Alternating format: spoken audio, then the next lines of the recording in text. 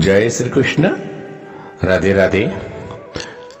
રાધે સત્સંગમાં સત્સંગનું રસપાન કરતા સર્વે આત્મીયજનો, આજે રાધે સત્સંગમાં પુષ્ટિ રસ સુધા, પુષ્ટિ માર્ગમાં સ્નેહનું સામ્રાજ્ય ઘણું અદ્ભુત છે.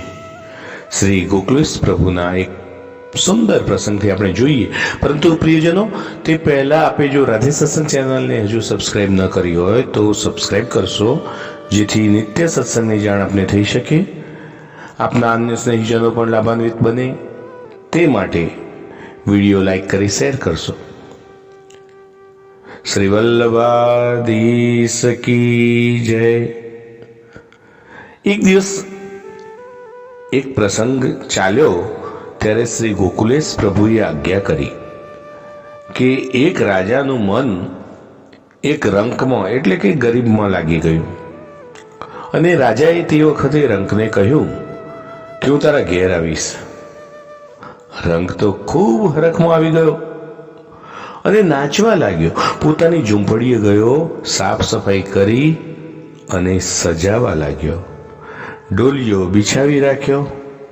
મનમાં જરા સંકોચ કરતો જાય કે ક્યાં રાજા અને ક્યાં હું રાજાને યોગ્ય છું એમ વિચારતો જાય. પરંતુ તેને સ્નેહ અધિક હતો. ત્યારે રાજા આવ્યા અને એમનું સ્વાગત કરીને તે રંકે તેમને ઢોલિયા પર બેસાડ્યા. રાજાએ તો રંકનો હાથ પકડી તેમની પાસે ઢોલિયા પર બેસાડ્યો. અને પ્રિયજનો, એ વખતે સમય હતો કે રંકમાં રંકપણું ન રહ્યું તો રાજામાં રાજાપણું ન રહ્યું. તો આજ છે સ્નેહ, આજ છે સ્નેહનું સામ્રાજ્ય. ક્યાં રાજા ને ક્યાં રંક. અરે, રાજાને તો પાણી માંગતા દૂધ મળે, જ્યારે રંકને રોટલા માટે ફાંફા મારવા પડે. આ સ્થિતિમાં બંને વચ્ચે સ્નેહ થાય છે. તો સ્નેહ એક એવી વસ્તુ છે કે ગમે તેવું અંતર હોય ને તો પણ પરસ્પર મેળવી આપે. આવા સ્નેહથી જ રાજા પોતે રંકના ઘેર જાય છે. પ્રિયજનો, ભગવાન અને જીવની દશાનું આ વાતમાં વર્ણન છે.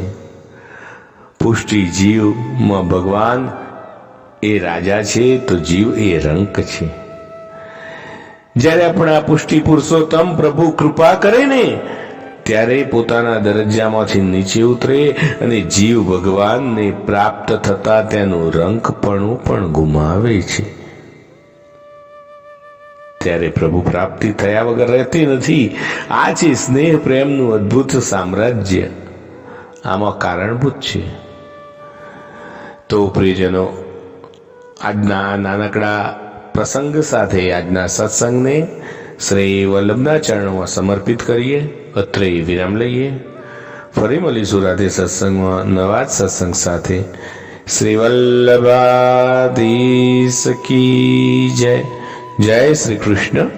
રાધે.